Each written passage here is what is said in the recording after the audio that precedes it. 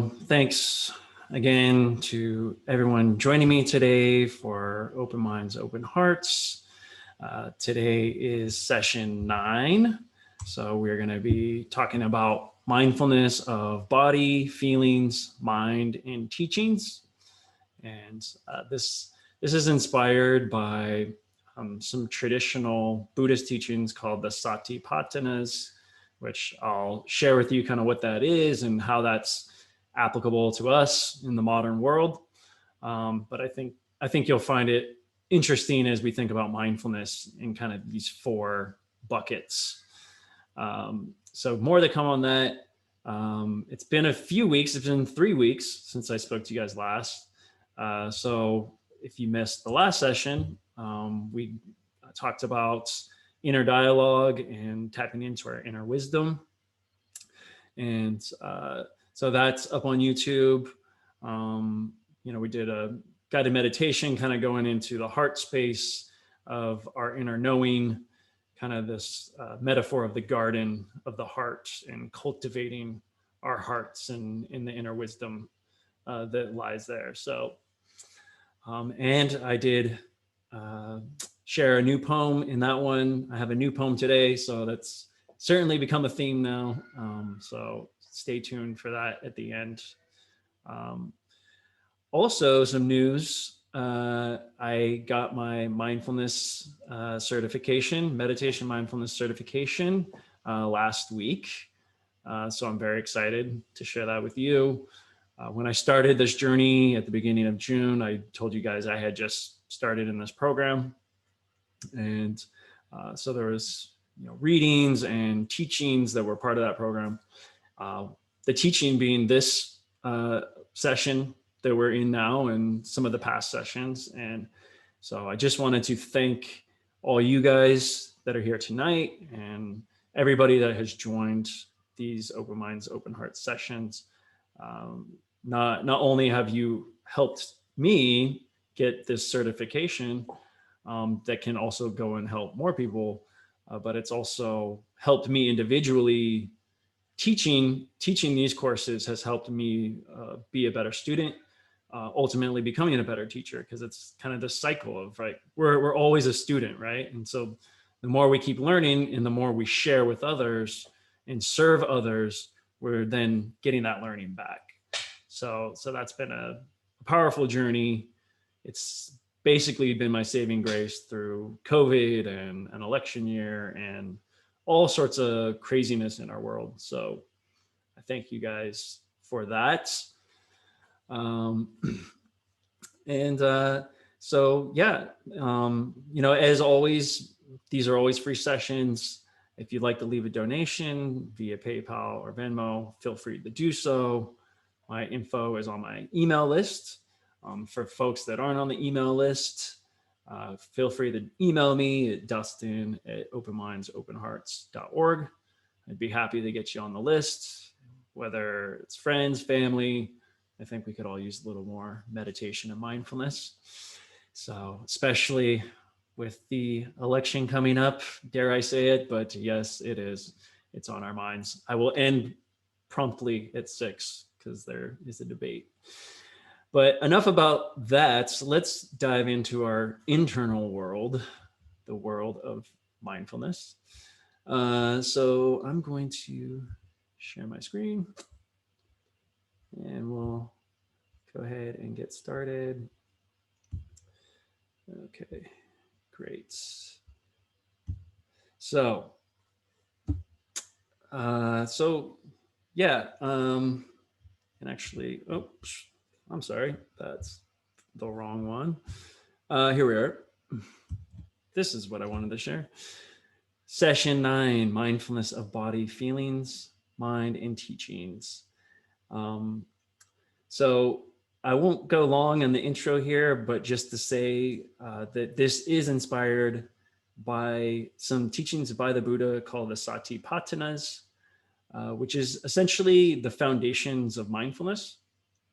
And it's kind of broken into these 4 categories of mindfulness of the body, mindfulness of feelings, which can be both feelings in the body or the mind, mindfulness of the mind itself, and kind of the thoughts and consciousness and emotions that arise from the mind, and then the teachings, or the dharmas, or dhammas as it's called in the Buddhist scripture. And so we'll go into that in a little more detail.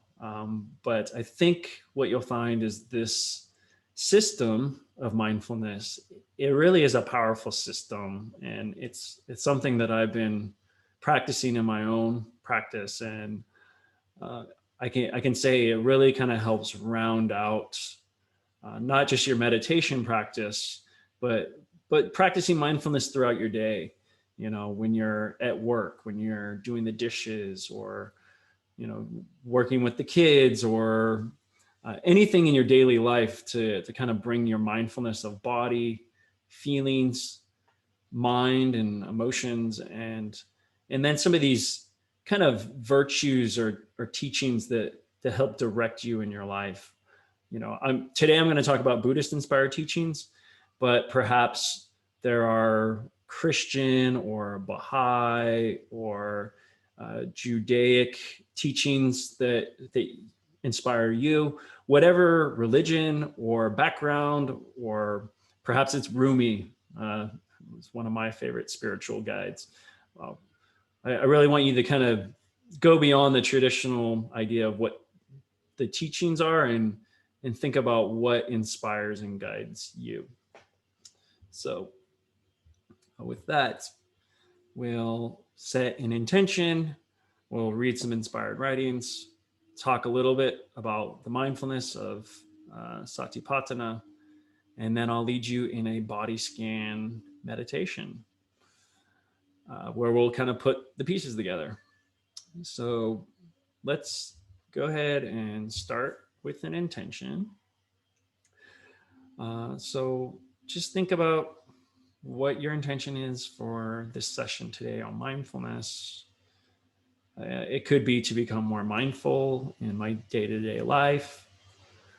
My intention is to listen mindfully to my body and breath, to become more mindful of my thoughts and emotions, to cultivate mindfulness in everything I do.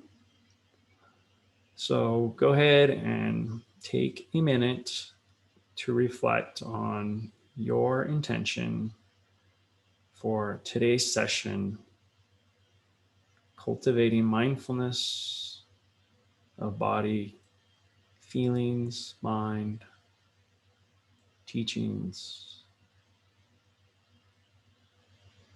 What is your intention in your mindfulness practice? And I hope an intention has come to you. So let's move forward with that.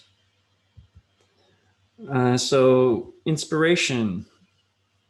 I got some short and sweet quotes for you guys this time. So Jon Kabat-Zinn, he has written a lot of books. He's an incredible doctor, physician, who also turned mindfulness meditation teacher. He created mindfulness-based stress reduction, MBSR, and he's often acknowledged as the pioneer for bringing meditation mindfulness to Western medicine. And he says, mindfulness means being awake. It means knowing what you are doing. And that's just so short and sweet.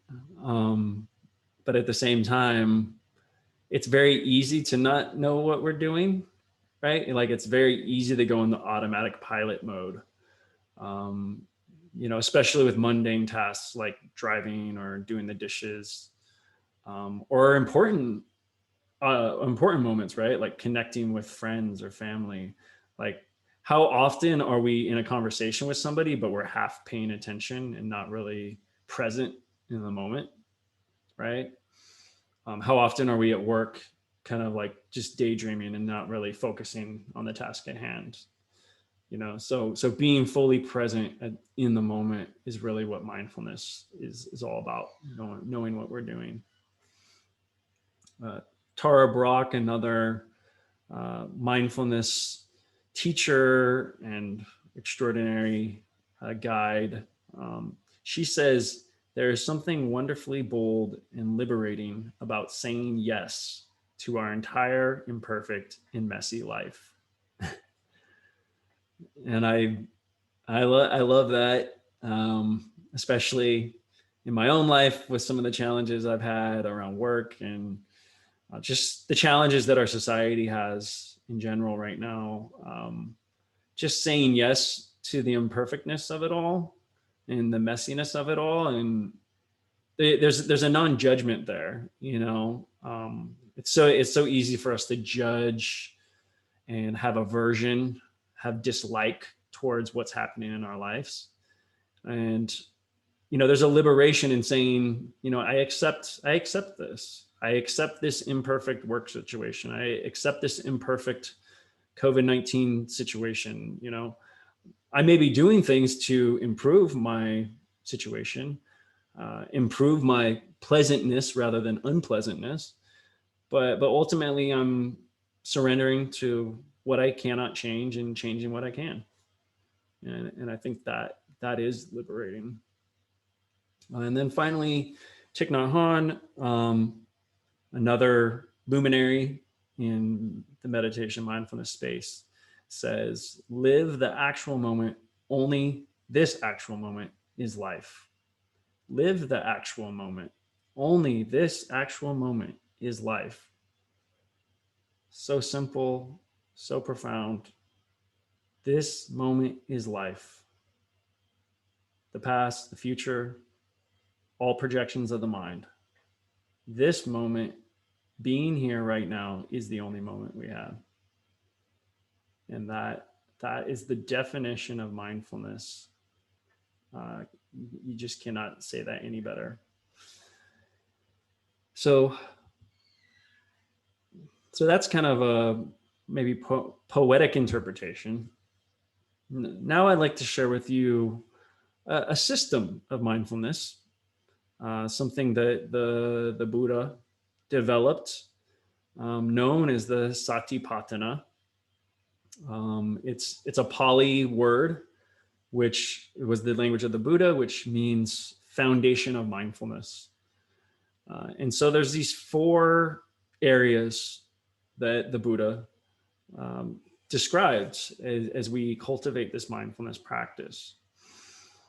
So the first is the body, and there's a variety of aspects to mindfulness of the body. There's the breath, which I'm sure you're aware of at this point. The breath really is the anchor for most of our mindfulness practice. And this dates all the way back to the Buddha in his instructions.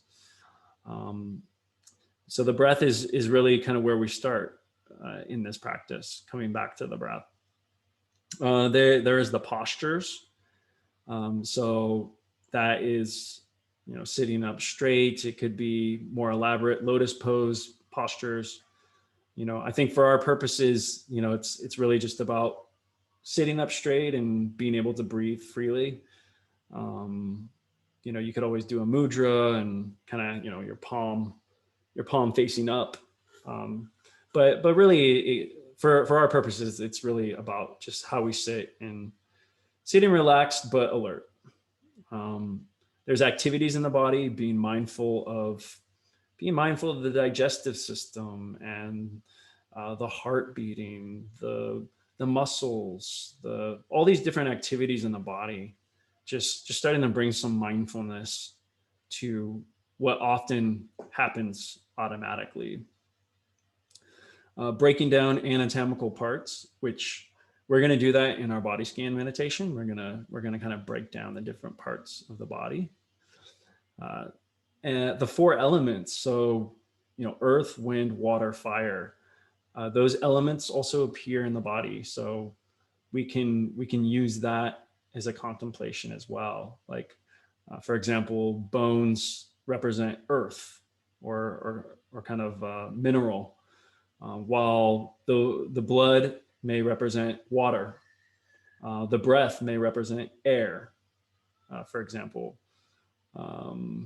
So there's all these different ways that we can think about the elements inside of our body.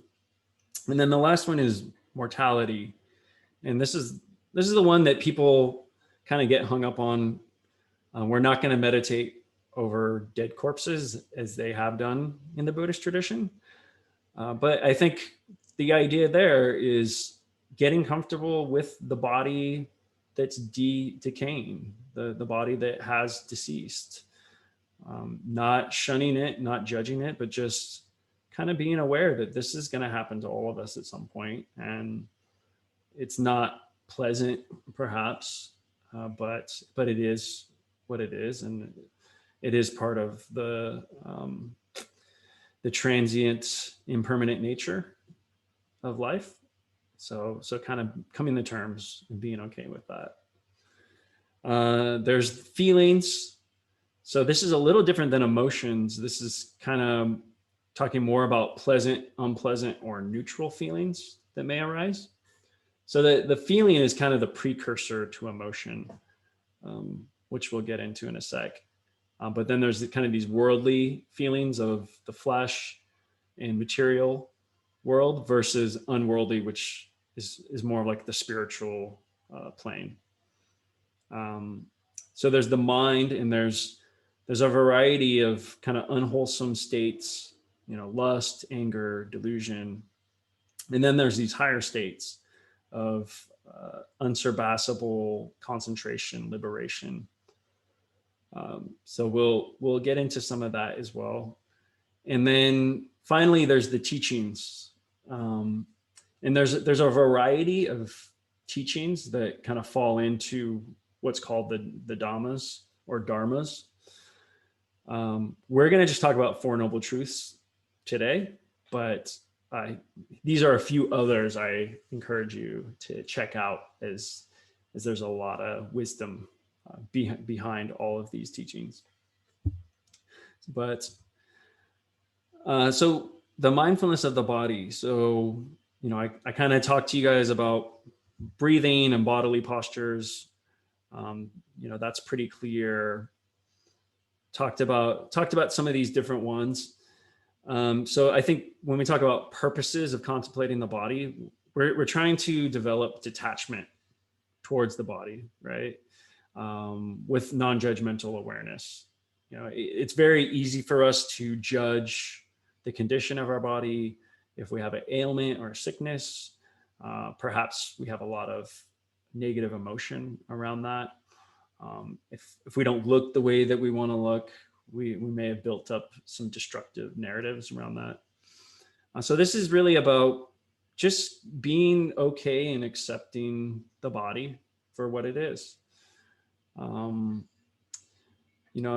that's just understanding that this body is a product of its conditioning, so the food, the drinks, the sleep, the exercise, all these things condition the state of the body. So it's constantly changing, it's impermanent. And we don't need to get our identities attached to the body. Our identities are more than just this vessel. Our identities are this mind and this consciousness. Some would say is a eternal consciousness, one that lasts infinitely. So yeah, the goal here is to just reflect on the impermanence of the body. And so this metaphor of the six senses kind of being like animals or horses on a post. So if you think of the post as mindfulness, kind of the strong, sturdy, stable practice, and these horses are the senses. So six senses: taste, touch, smell, sight, hearing, and the mind itself. The mind is considered a sixth sense in the Buddhist scripture. So these senses are attached to the post of mindfulness, and no matter how hard they try to run away, they ultimately have to submit their will to mindfulness. And so that's kind of what we're trying to do with this practice here.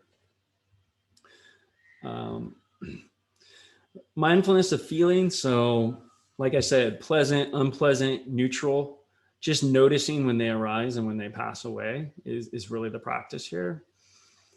This does not include emotions, which is a little counterintuitive because you hear the word feelings and you automatically think emotions. Um, Emotions are actually associated more with the mind, or the third step in Satipatthana, because emotions have a lot of narratives and other things attached to them. So when we think of mindfulness of feelings, we're really just kind of more focused on the physical sensation of the feeling, right? Because somebody could touch our hand that maybe is a loved one, and that could trigger emotions of trust and love. But somebody could touch our hand in exactly the same way, but perhaps they're not a trusted person, and that could trigger feelings of fear, anxiety, disgust, right? So the sensation or feeling may be the same, but the emotion can be drastically different depending on the context. So that's kind of the way I think of it, is like the feeling comes first, and then the emotion is kind of the translation of that feeling, right? Um, but yeah, again, we're trying to liberate ourselves from suffering, bring awareness to how we truly feel before we start injecting our emotions into it, you know? And then kind of this distinguishing between the worldly and unworldly. Really, it's kind of what is the material feelings, feelings leading to lust, anger, delusion, right? That would fall into the unwholesome sensations, versus kind of more spiritual virtues like loving kindness, compassion, equanimity. So there's this distinction between kind of these two levels of worldly and unworldly. Um, and so when we go to the mindfulness of the mind, there's a variety of kind of these unwholesome states versus higher states.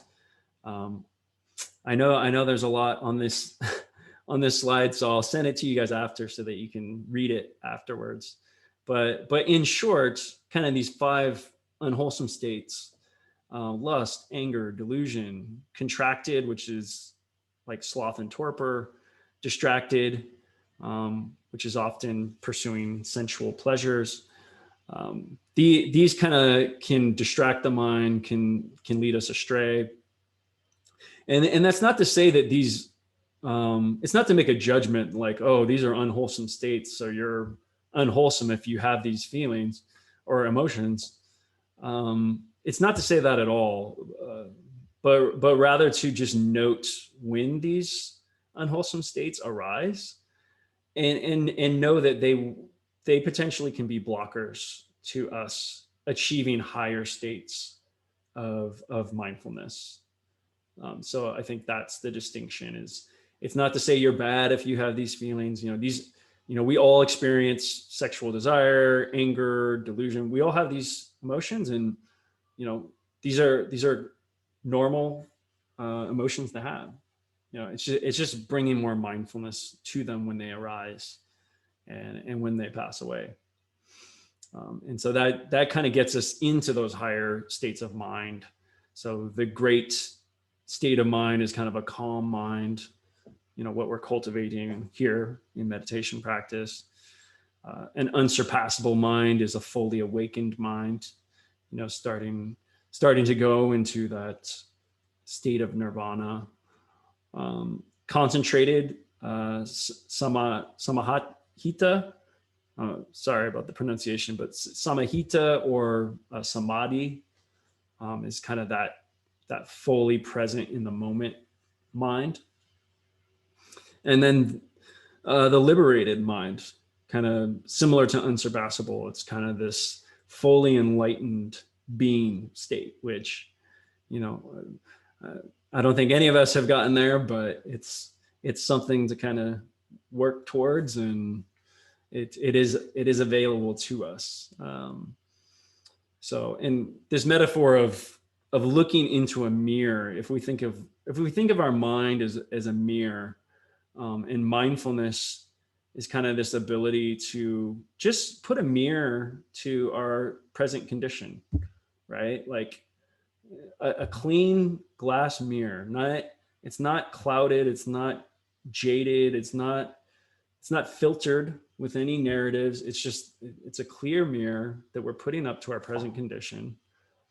And we're just observing it, kind of with detachment and non-judgment. And that's what mindfulness is all about.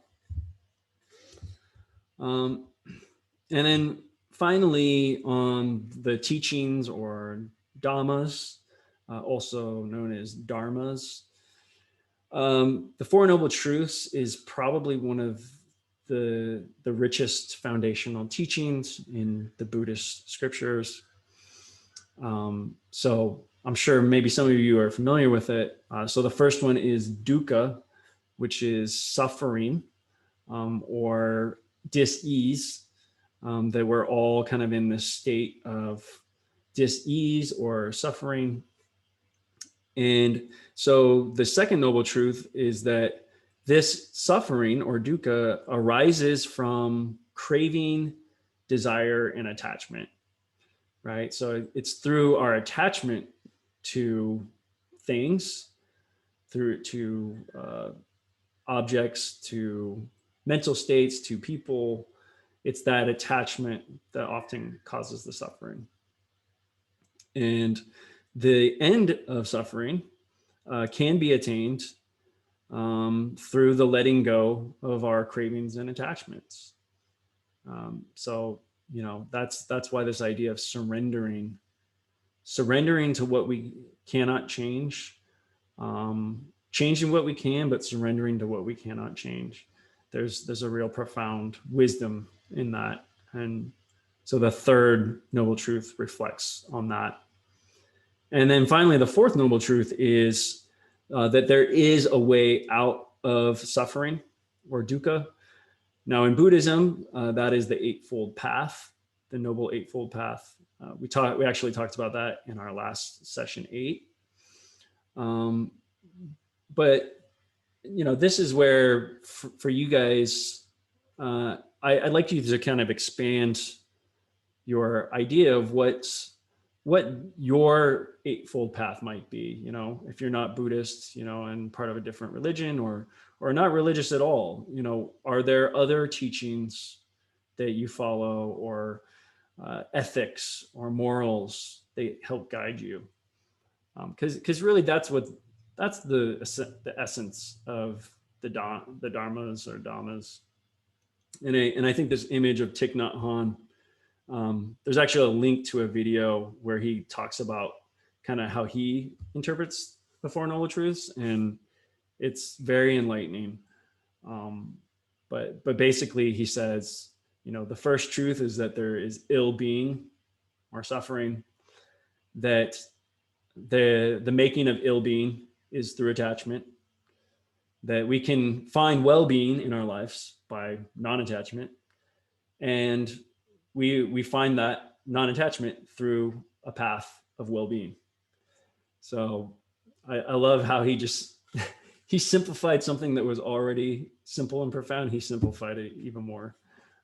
So yeah, definitely encourage you to check out that video. But yeah, that's a quick summary of Satipatthana and 4 elements of mindfulness. So I hope that was helpful for you guys as you kind of think about your own practice and mindfulness. And let's go ahead and get started for our meditation. So go ahead and find a nice, comfortable chair. And we're going to go ahead and get started with our mindfulness meditation. Okay, let's begin.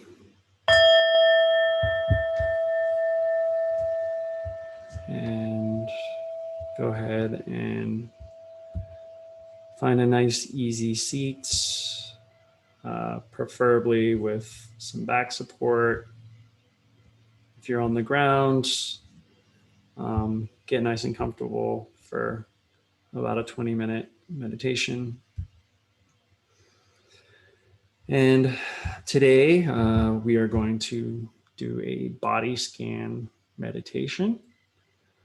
We're going to bring some mindful awareness to the body from toes to the tip of our heads. And as we do that, if you ever get distracted or flustered, confused, go ahead and just come back to the breath.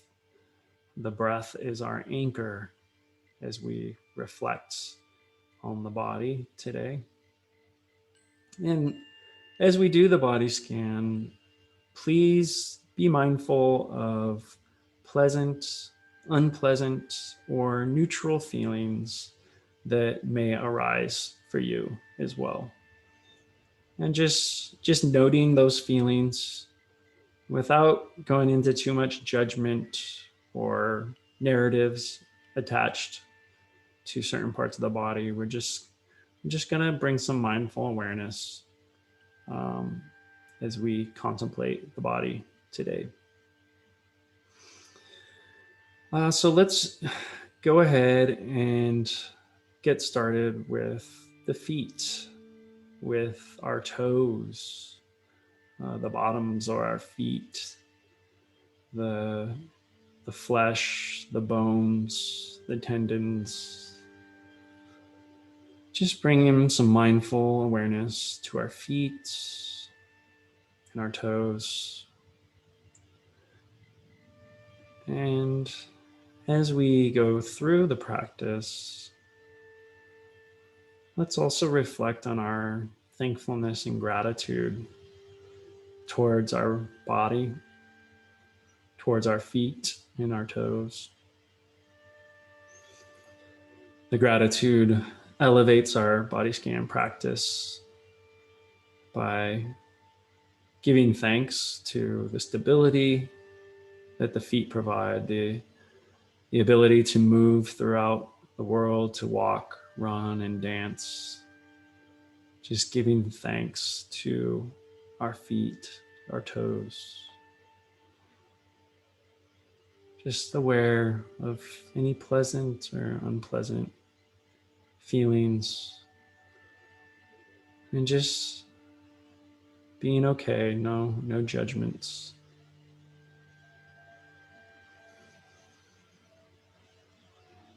And as we move up to our ankles and our calves, our shins,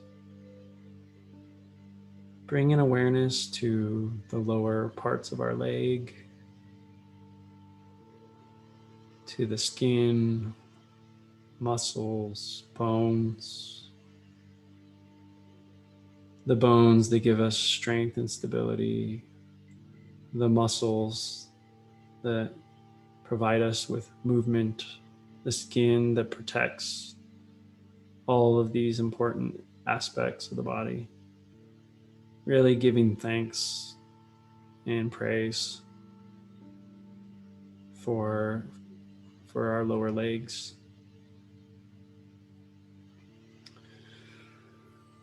And moving to our knees and our thighs, quads, kind of the upper part of the leg and knee.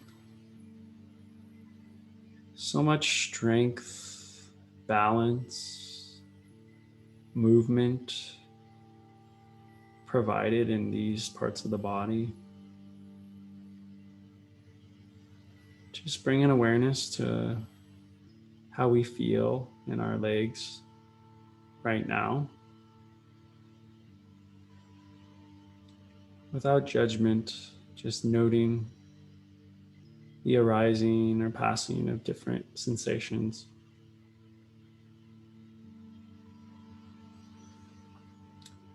And of course, coming back to our breath is our anchor. Just breathing through each part of this body scan.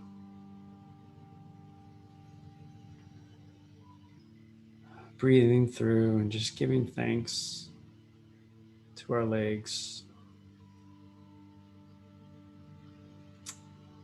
And as we move up to our waist, our reproductive organs,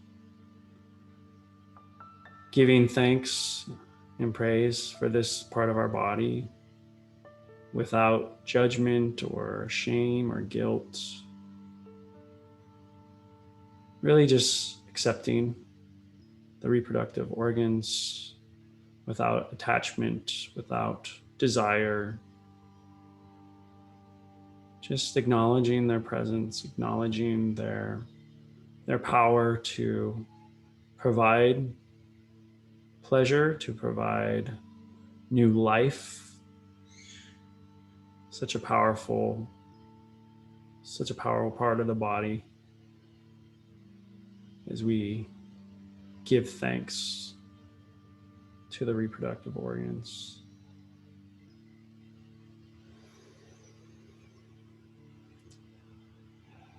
And moving to our bellies, our digestive system. You could even put a hand or two on your belly. Just kind of feel the belly. You can feel the rising and falling of the air going in and out of your diaphragm. The digestive system that processes food and nutrients, allows us to live. The waste system, the bladder that takes care of the waste for us, keeps us healthy, keeps what we need and gets rid of what we don't. It's not a glamorous process, but it's critical to our health. And so we just bring some mindfulness to this digestive system. No judgment,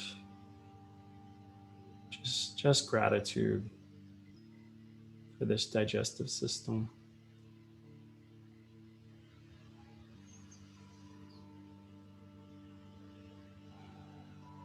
And shifting our awareness to the lower back, the middle back, the upper back, the spinal column, the center from which our body, our limbs all come from. Really the foundation is this backbone. You know, for those of us that sit a lot, we may experience lower back pain or upper back pain. We may have some emotional feelings about that, but right now we're just gonna suspend those emotions and just kind of be there with the feelings of the back, whether pleasant or unpleasant. Just accepting those sensations for what they are, and giving thanks to the back. And as we move to the rib cage that protects our vital organs, powerful, strong bone system protecting our heart and our lungs, we give thanks to its protection. Thank you, rib cage. And bringing our attention to the heart. And you can even put a hand or two on your heart if you like. And really bringing some mindful awareness to the heart. The heart always pumping blood into our body. The blood that is the life force within the body. Always working, never stopping. night or day, the heart is always working for our benefit and for our life. And so we just want to give some thanks and gratitude to the heart. Thank you, heart. You know, as we reflect on the heart and really the essence of our life force, it's important to also remember that the heart will not always continue to beat till the end of time. The heart will stop one day, and our body will perish along with it. And while this reflection on our mortality may not be comfortable, it's important that we bring some awareness to it to begin to accept our mortality, to accept the impermanent nature of our heart, as well as the rest of our body, the rising and passing of this material form. And to give thanks for the moment that we have now, living. And if we have good health, to give gratitude for that. And if we're having challenges with our health, to give gratitude for the progress that we're making, or the goals that we've set for ourselves to get back to optimum health. The body is here always trying to heal itself if we can just get out of its way and give it what it needs. So we give thanks in this moment. Thanks to the heart and thanks to the lungs. The lungs breathing in fresh oxygen. Also a connection to life as we know it. The lungs supplying rich oxygen to all our organs, to our brain, giving us the capacity for thought and wisdom. Extraordinary organs the lungs are. And so we give gratitude to our lungs. Thank you, lungs. And moving up now to our shoulders, to our arms, elbows, hands, really kind of the arms and our hands, bringing our awareness to this part of the body. The arms that allow us to hold a loved one, the hands that allow us to create and write and build, to hold and to let go. We give thanks for the arms and hands in this moment. And moving to our throat, moving to our mouths. This throat and mouth that allows us to take in oxygen, allows us to exhale carbon dioxide. The mouth, the tongue, where we develop language and taste amazing flavors of foods. So many wonderful capacities of the mouth and the throat.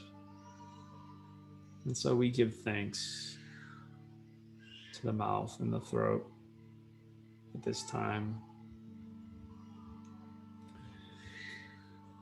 And moving to the nose. Also this channel for rich oxygen to flow in, the life force. Giving thanks for the beautiful smells of fresh food and flowers and the perfume of a loved one. Giving thanks to the nose. And moving our awareness to the ears. the channel from which language is deciphered.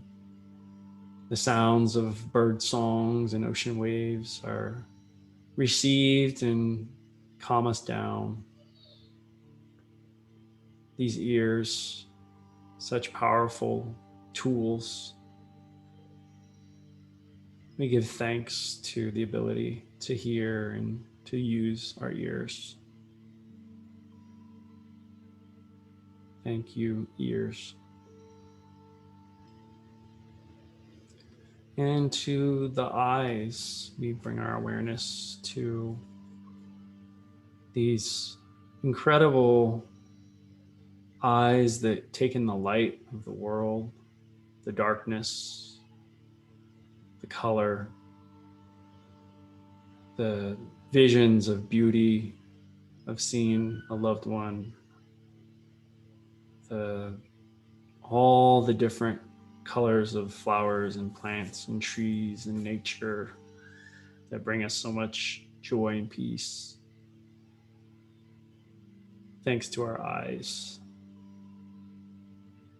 We give gratitude to our vision, which takes us to the brain, the skull, the mind, bringing our awareness to the brain and to the mind.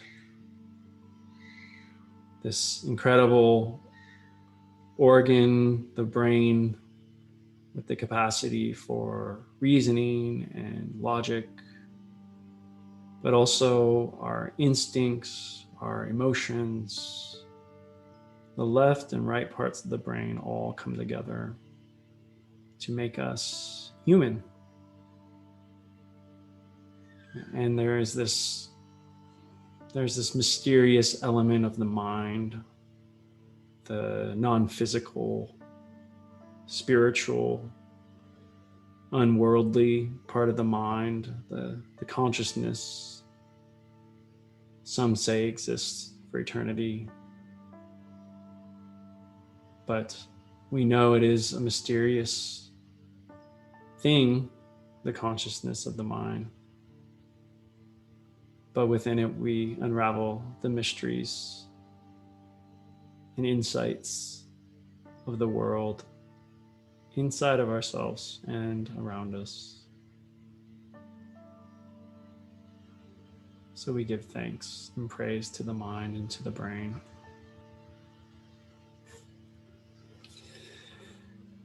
And as we conclude this body scan meditation, I would like to share with you a poem that I wrote, inspired by these different elements of mindfulness, called Mindful Presence. Mindful of the body, mindful of the mind, mindful of the heart, connect and ye shall find.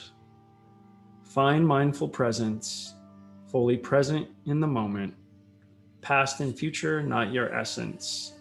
You cannot grasp or hold it. As empty as the space where atoms exist, free from time and place, nothing to resist. Nothing to do, nowhere to be, except in the present moment, where I know I'm free.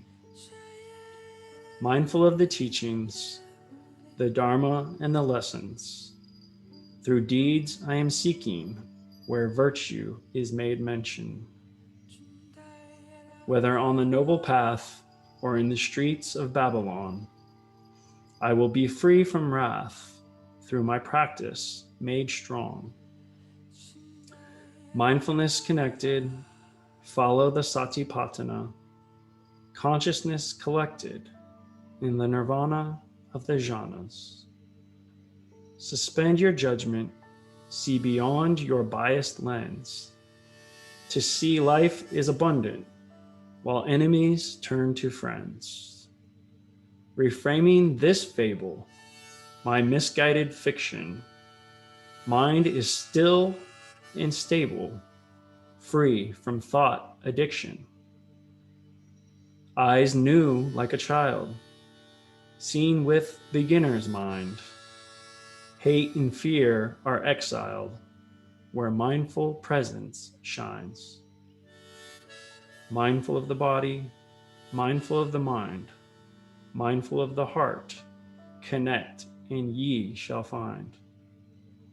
Find mindful presence, fully present in the moment. Past and future, not your essence. You cannot grasp or hold it. So let it go. Let it all go. And just be. Be here, here in mindful presence.